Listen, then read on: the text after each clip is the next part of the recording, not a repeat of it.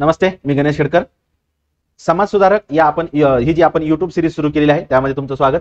आज आपण 15वे समाज सुधारक गोपाळकृष्ण गोखले यांची ओळख करून घेणार आहोत. 1866 चा त्यांचा जन्म आहे. 1915 ला मृत्यू झालेला पाहता येतो.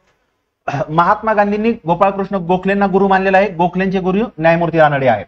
ठीक आहे. डेक्कन एज्युकेशन सोसायटीमध्ये त्यांनी प्राध्यापक म्हणून काम केलेलं आहे. फर्ग्युसन कॉलेजमध्ये गणिताचे प्राध्यापक होते. एकदा तो प्रश्न आलता, खालीलपैकी कोण कोण फर्ग्युसन कॉलेजमध्ये गणिताचे प्राध्यापक होते ते पण लक्षात ठेवा.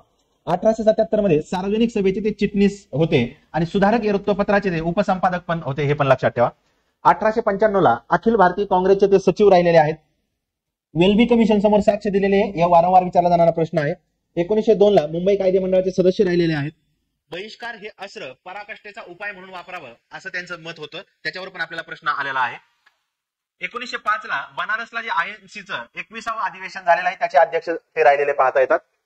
आता इथं दोन वाक्य दिलेले आहेत.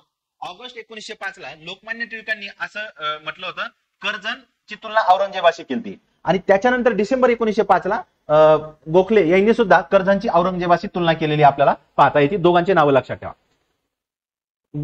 गोखलेंना आपण ओळखतो ते भारत सेवक समाजासाठी. त्या समाजाची स्थापना 12 जून 1905 ला झालेली आपल्याला पाहता येते. 1909 चा जो मोर्ले मिंटो सुधारणा कायदा आहे त्या कायद्यामध्ये शिफारशी त्यांनी केलेल्या आपल्याला पाहता येतात.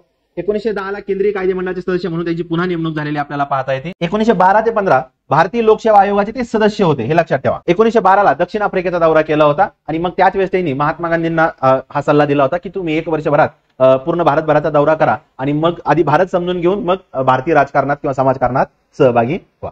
थँक्यू.